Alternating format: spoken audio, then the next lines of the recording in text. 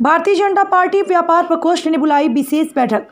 Bharatiya Janata party व्यापार प्रकोष्ठ इकाई ने व्यापारियों को लेकर एक विशेष बैठक का आयोजन किया, जिसमें भारतीय जनता पार्टी व्यापार प्रकोष्ठ प्रदेश उपाध्यक्ष विपिन भोला सहारनपुर पधारे, जिसमें उन्होंने बताया कि कोरोना वायरस वैश्विक महामारी के चलते हम बहुत समय बाद सहारनपुर आए हैं अपने व्यापारियों की समस्याओं को सुनने के लिए।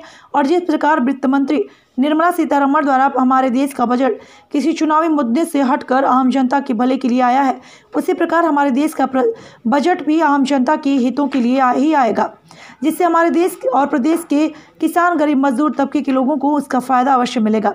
पत्रकारों द्वारा पूछने पर उन्होंने बताया कि किसान आंदोलन में किसान नहीं थे, बल्कि कुछ पार्टियों के चाहने वाले थे, जिन्होंने किसानों का अपमान किया है और किसानों का नाम बदनाम किया।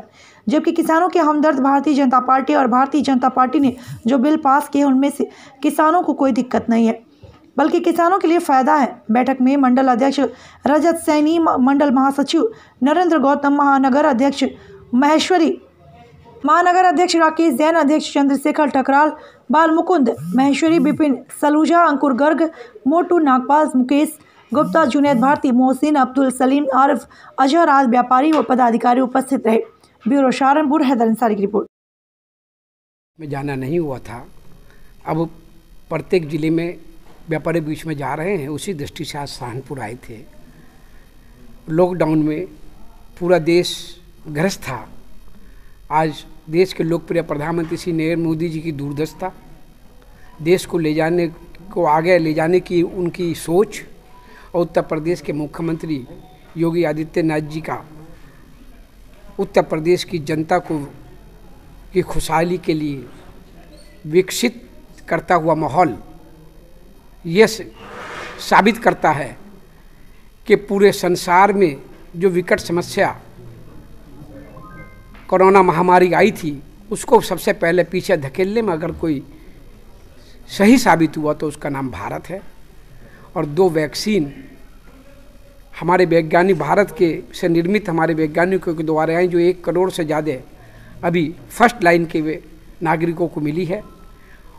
तो इसके लिए मैं सबसे ज़्यादा अभिनंदन करते हैं प्रधानमंत्री जी का और योगी जी का।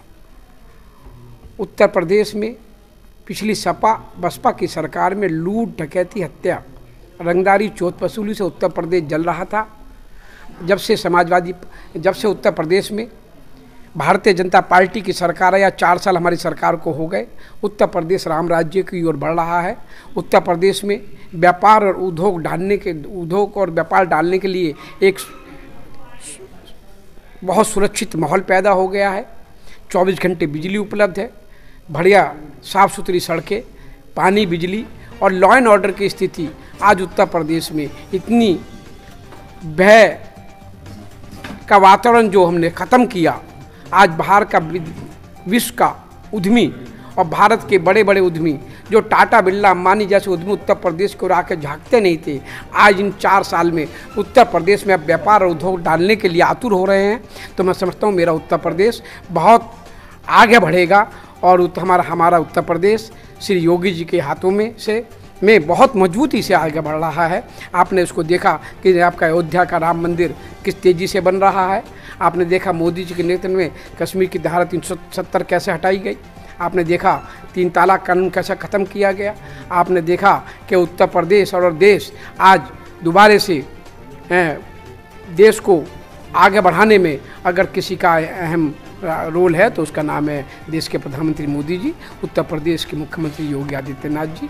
मेरा देश आगे बढ़ रहा है और बढ़ेगा। हमारा एक ही नारा, सबका साथ, सबका विकास, सबका विश्वास। ये ओबीसी जैसे लोग जो देश में गद्दारी का काम करते हैं और मुस्लिम हिंदू को बांटने का काम करते हैं, अधिकारियों को भी मुस्लिम और हिंदू की बात करते हैं, अधिकारी कौम कोई ना हिंदू होती ना मुस्लिम होती। ओवैसी का जो बयान, ये बहुत निंदनीय बयान है, ये उन्होंने अधिकारियों को बांटने का बयान दिया। मैं कहता हूँ ओवैसी तुम्हारे को मुझे लगता है भारत में रहने की जरूरत है। ओवैसी जैसे लोगों को तो पाकिस्तान चले जाना चाहिए और उनको भारत में रहने की कोई आवश्यकता नहीं है।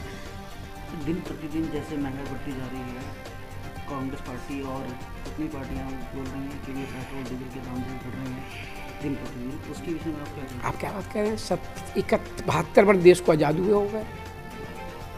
72 वर्षों में 60 वर्ष तक कांग्रेस ने राज किया। कांग्रेस ने दोनों हाथों से देश को लूटा। कांग्रेस ने मेरे देश की 134 करोड़ देवतुल्य जनता के खून पसीने की कमाई को जिस तरीके से लूटा खसोटा, और कांग्रेस कैसे कह सकती है? कांग्रेस ने तो या तो दामाद की बिल्डिंगें बनाई या अपने परिवारवाद को बढ़ाया।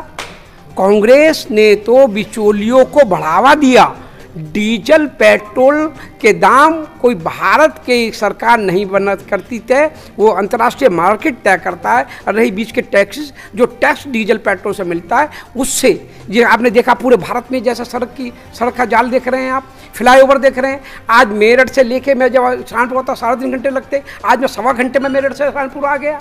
आज देखिए कुछ दिन में आप दिल्ली से जब चलेंगे और सहारनपुर तो देहरादून 2 घंटे पहुँच जाएंगे।